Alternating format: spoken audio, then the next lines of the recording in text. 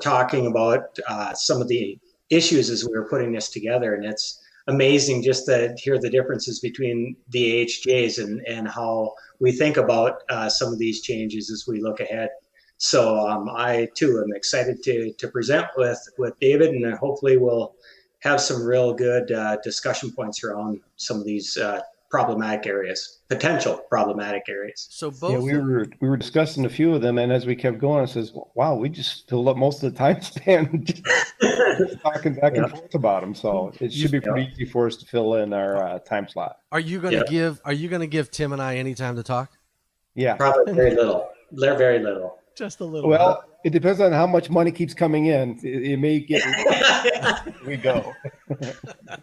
We may end up just being the comic relief. Well, you know what I always say, I got the looks, you guys got the brains. So Yeah. Right. So Dean and David, many people might not know who you are, but both of you are electrical inspectors, chief electrical inspectors. Is that your title? I'm just an electrical inspector. Electrical inspector. Dean? Chief electrical. Chief electrical. Yeah. And where are you out of, Dean? Where are you out of, Dean? St. Paul. St. Paul, Minnesota. Yes. Awesome. Yes. David. Minnesota, sorry. Yeah, I guess we could open up with a little bit of background as to kind of what our state of Minnesota, obviously. I know we're currently going through the 2020 code adoption, but the way we kind of structure things in the state of Minnesota is there are 14 people that are in the office or take care of our field inspectors that are out in the field. We currently have about 70 in the field. And roughly we average, well, in fact, I just checked the other day, we have 162,000 electrical inspections that we did last year. Wow. On behalf of the department. So we do a lot of inspections, and so I have a great team, obviously, that I'm working with, and with code interpretation. Obviously, it's a big part of who we are. Fortunately, I'm going to say, as opposed to other jurisdictions, I know that there's a lot of combination inspectors out there and such, and we've been real fortunate in the state of Minnesota to just be exclusive electrical inspectors, and I think that makes a big difference too in the way that we apply and interpret the code. So that's pretty cool. David, so you're out of Michigan, right? Yeah, I'm in Lansing, going from one capital to another capital. Yeah, I've been electrical inspector for, I had 6 years at the state, and I've been at Delta for about 25. So a lot of years of inspecting and a lot of years in the trade as well. Michigan is similar to Minnesota, where everything is all done by licensed electricians that do the electrical inspections. You have to have a license in order to do any inspections. So yeah. So you guys are going in most parts of the state, which the country, that where a lot of people are going to multi-hat inspectors. Yeah, so you guys are going to bring the inspector's perspective, if I can say that right, to some of these code requirements, because as design engineers and others, we look at the National Electrical Code with different eyes, so to speak. But you're down, boots on the street, looking at the actual installations and comparing it to this latest requirements, which I think that can be challenging sometimes, just trying to interpret the NEC and enforce it, right? For sure, especially with some of the actions that come out of some panels. Not two. So that brings up another good point. What panel are you on, Dave? I'm serving on panel 10. Panel 10. Dean? 7. Panel 7. Panel 7, and I'm on panel 2 and 10. Tim, are you on a panel yet? I mean, well, you not yet, right? So you've had a history. Yeah. Actually, previously I was on code making panel 12 for 2 code cycles, and then having started with NEEM a year ago, prior to that, I worked for 8 years with the NFPA. Yeah. And as an NFPA employee, I obviously can't serve on a technical committee, so it stepped down at that point. But my hope is sometime in the future to get back to the table and participate in that process again as a panel member. Yeah. And it's interesting. It's important that even if someone is not on a code panel, the most important part of the whole process is getting the public inputs in and getting good substantiations, and everybody plays a key role in that out there. So yep. every inspector who inspects an installation, like what you guys are going to go through, Dave and Dean, bringing, I guess, a level of practicality to the code to say, look, it's always fun and games to sit down and look at a book and look at the language. And then when you actually have to try to say, what does it mean? And then how do I look at something and make sure that I'm meeting that requirement? That's difficult. It'll be a challenge. It's challenging. Typically, these installations deal with a lot of money. You know what I mean? And so when you're talking about developers and large buildings and things like that, when you have potential code issues that can be very costly, of course, it's a difficult place to put yourself in as a team, and you always want to have the good information, or the best information, I guess, that's available. And a lot of times, like Dave alluded to, we look to a lot of what's been in the first draft and the second draft, information that's posted, so that we can make good decisions, and we just do the best we can. Yeah, absolutely. So, I mean, that has to be, like you say, a pretty political situation when you have a very large installation and you go put that reg tag on there and say, you can't occupy that structure until you fix these issues. That's right. No, and I think in a lot of cases too, like Dave and I were talking about it, it seems like we're the only states that, it's the only place, I should say, that the installer has ever heard that they've called it this certain way. You know what I mean? So so you have to make sure that you're playing ball, you know what I mean? And because you hear a lot of that where they can go to other states or other parts of the country and they basically don't look at the NEC at all, or, you just never know. Of course, people are always talking about or trying to get out of something or whatever, you know what I mean? Yep. So it's an interesting place to be in. So, yeah. And so, Dean, you raised a really good point there, and takes me back to my days when I was an AHJ myself, and many times you can call their bluff. Mm-hmm. And, that's the advantage of being a member of the IAEI, is the networking that you get to do across the country. So the next time somebody says, well, I didn't have to do that in Michigan, you can say, well, I know the inspector over in Michigan. I'll give Dave Williams a call. Usually when you do that, they're like, well, maybe it wasn't Michigan. Maybe it was Ohio. Well, I know an inspector in Ohio. So yeah. That's right. And you used to be an inspector in Ohio, right, Tim? Yeah. For 16 years. So. 16 years. Yeah. In Worcester. Yeah. Did I say it right? Yeah, you said it right. Worcester, Ohio. Well, I was actually in the county, but the county seat is Worcester, and that's where my office was located. Yep. And so Dean and David are going to focus their presentation on enforcement of the National Electrical Code in practical examples, right? Mostly the changes from the 2020 code. Focusing on the changes in that. Yeah, that's a good point. Tim, what's your topic?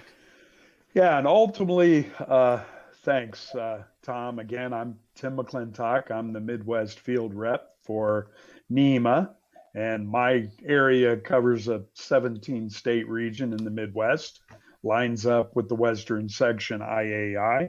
And the program that I'm going to present is on AFCIs. And basically what I'm going to do is kind of provide a little bit of history. Not going to spend a lot of time there, but I think it's important to kind of understand the roots of all of this. Going to talk about, how circuit protection has progressed in an over 120-year history of the NEC. And then going to speak a little bit about the different methods that you can employ to meet AFCI protection. And then, finally, I think we'll look at some case studies where, ultimately where an AFCI did in fact prevent a fire. And that's always probably one of the most difficult things to prove is, how do you prove the fire that never started? And so there are some cases out there that we're going to look at that ultimately will illustrate, yeah, I mean, based on this particular scenario, had we not had AFCI protection, there was the very strong possibility that there would have been a fire and potential, fatalities as a result. That's the tough thing is you can't say there definitely would have been anything because you prevented it from happening. That's like an airbag in a car and saying that airbag, if you didn't have it, you would have died. Well, not real. I don't know. You don't know. And you know what? I don't want to find out. Right. Yep. Right. Yeah. So, and there's a good case, and I think it is part of that NEMA presentation. And I have a 4 or 5 part series of videos with a homeowner in South Carolina who had an arcing fault in the home run circuit going up to the bedroom. They lived with resetting the breakers for months, and he was going to sell the house. And he finally said, I'm going to get an electrician in here to fix this.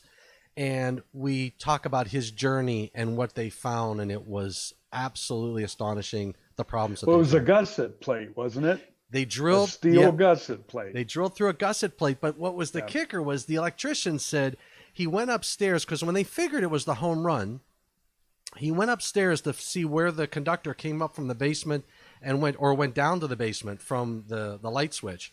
And he says he saw where it was all stripped. And he tried to fix it, but he said as soon as he went up in the attic way, he smelled gas. There was a gas leak in the attic because the gas line was up there. The furnace, I guess, was an attic-mounted type of piece of equipment, and they had a gas leak in the attic, so near where this arcing was occurring. And I tell you what, the homeowner could have had an explosion. He could have had It's exactly right. If that would have festered and gone any further, it could have been a lot worse for that house. The homeowner was so elated that he found the problem. He had called us because they were having a hard time trying to troubleshoot it. And we gave him some tips and talked to his contractor and whatnot. And I tell you what, those types of stories, I enjoy being able to say, look, we always talk about how many people were killed, how many arc flash explosions, how many houses burned down, and all of those statistics. Rarely do we talk about the successes of what we do in from a codes and standards perspective or from a product perspective, So you like to think you're making a difference.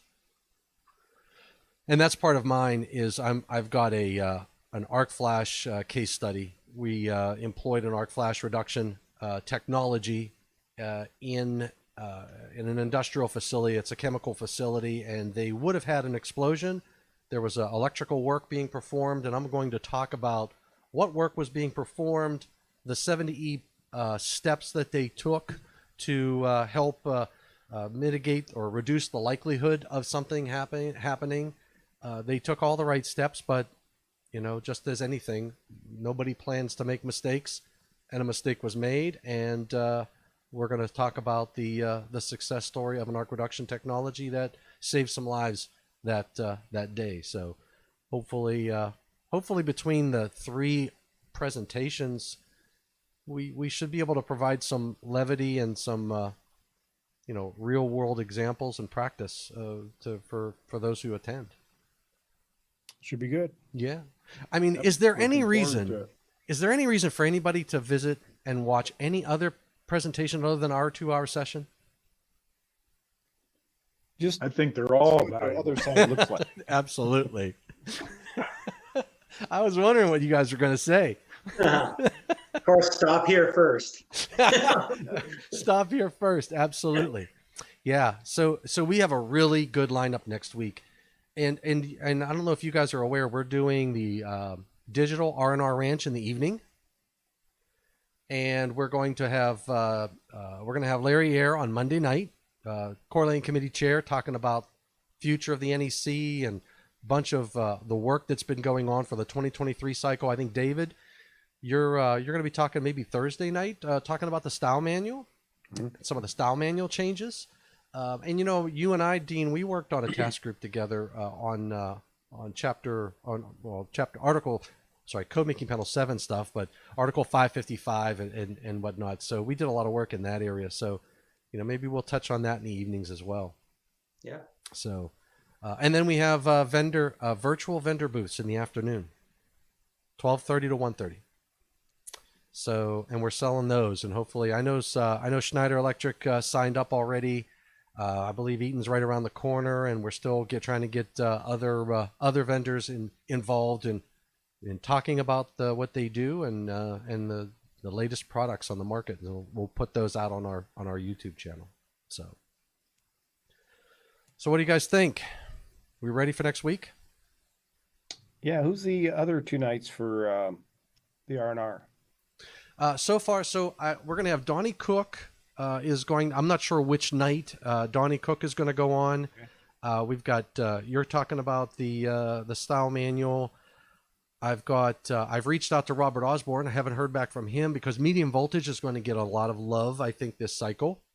And I might try to reach out to some of my alternative energy task group members as well to see if I can't get a few of our, Bill Brooks or somebody. Bill's doing a presentation one of the weeks. But the challenge with like a guy like Bill who's out on the West Coast, and I was reminded of this with Christine. I asked Christine Porter, and she's like, well, at 6 o'clock your time is only 3 o'clock my time, and that's before 5 o'clock my time, which is I got work to do. So we're doing it at from 6 to 8 in the evening Eastern time. So, and I know all the guys in the Western section just look at me crazy. I don't know, Tim, you're in the Eastern time zone, right? Yes. Yeah. So, oh, that's right, David, you are too. So, but everybody yells at me for talking Eastern time, because they're all like an hour behind me or 2 hours behind me. I don't know. 3. Or 3. Yeah, that's exactly right. So those are the ones I've reached out to so far. It might just be everybody watching me and Steve Froming drinking some beer or something. I don't know. I was hoping that it was okay. If I'm going to the R&R Ranch and doing a program, I should be able to have a cold beverage with me. You should. Yeah. Hey. It will make the discussion go a little more fluid. But what's going to be missing though is the fried cheese curds. That's right. And the white fish and all the other. To get that cholesterol up. Yeah. Oh my gosh. Steve Froming's online watching out on YouTube. So he says, hey, see if there's anybody else out here. We just, this was not announced, so hopefully not too many people are watching us test the system out. But it seems to work pretty good. When you guys go live, I'll just run through it again. When you two are doing your presentation, I'm going to throw up real quick. Not throw up real quick, but I'm going to throw up a PowerPoint real quick. And when you guys do your presentation, it'll look something like that. And I've got to fix this. I've got to put the white thing on the bottom. Where's it at? There it is. I got to get rid of that. So when you do your presentation, we'll be doing that. And then when Tim does his presentation, I think Tim is number 3. We'll do it that way. When I do mine, it'll be this way. I got to fix mine a little bit. And look, everybody should be live right now. And that will be our program. All right. So remember, everybody out there on Facebook and LinkedIn, Facebook, LinkedIn, and the 2 YouTube sites that we're streaming to. On YouTube, I will put the links for registration down below. I didn't have a chance to do that. We were talking, and I didn't prepare. I just got off another meeting. So I'll put the links down below to register for the entire week, and the links to register just for this session if you want to talk about or listen to just the case studies. 2 CEU credits, 2 hours worth of CEU credits for this session alone. And if you sign up for the whole week, it's 18 CEU credits. IAEI members, $100 for the entire week. Non-IAEI members, $200. And that is a reason enough to just spend that extra $100 and get a year's worth of subscription. I think a year's subscription for IAEI is like 106 or something like that. 120. 120. So an extra $20 gets you the magazines, which pretty much I think it's every month we come out with an IAI news magazine, which is packed with a lot of great information, and you're looking at some of the authors of articles in those magazines as well. There it is. Thank you, Dean. See that? He's got it ready. Mine's behind the green screen behind me, so sorry. But yeah, so you get the magazines. You get I think you get a discount on educational materials for IEI. I know you'll get a discount for what we do in the Western section. So it pays to, if you're not an IEI member and you want those 18 CEU credits for $100, take that extra $100 and kick in $20 and get your subscription to the IEI. And experience that membership, which you will find very valuable. So, and then next year when we're in Wisconsin or Michigan for the 2021 Western section, you really get to see what the real Western section is all about. That is exactly right. They'll be able to be there because if you think about the lineup, we got Chad Kennedy from Schneider, we've got Tom Lichtenstein from UL. The members and characters that you have on this screen. We got Christine Porter from Intertech. We got Intertech represented. We got Bill Brooks. So if you just think about, I mean, that's just this live session, this session online. But when you're in person, not only do you have those people who are presenting, but in the audience are how many different code making panels represented, right? You've got a lot of members from IEI, from NFPA code making panels who are IEI representatives and industry. You've got contractors, design engineers, utilities show up, and it's a great conversation. And it's a way, to your point, Tim, to build relationships. Yeah, quite often during a code cycle, we'll have about 30 members in the audience that participate on those various code panels. So yeah, it's a good time to network and been there a little bit as well. Absolutely. You get those business cards, you fill out your little book with names, and then when you come across something and you go, boy, I've never seen this before, you pick up the phone or you send an email and you say, hey, we met at the Western section meeting. I got a quick question for you. Can you answer that? And you know what? We're in an industry where people love to share. So that's how I know I built all of my relationships. That's how I met Tim. I think, Tim, you and I met at the Ohio adoption meeting, didn't we? Yep. I remember that. Governor appointed ad hoc committee. That's right. That's right. Where we first met. That's right. Those are great. And you know what? That's and then we keep seeing each other at IEI meetings, all that good stuff. So it's a great opportunity, and I would highly suggest anybody who's not an IEI member, register, get your IEI membership, and then sign up for this Western section meeting as an IEI member, get the discount, take that extra money for your membership. So awesome. Gentlemen, any last words? Looking forward to it. Amen. Amen. We're looking forward to next week. So it's next week, and we're on Wednesday afternoon, 2:00 Eastern to 4:00. So David and Dean will be doing together, then Tim, and then myself, and it should be a great program. So hopefully everybody can be there. All right. Well, gentlemen, I'm going to stop streaming. So for all of you out there in YouTube land, Facebook land, and LinkedIn land, thank you for joining in. We're going to stop this live stream and look forward to seeing everybody online next week. So thanks a lot. Stay tuned, guys. So I'm going to go offline.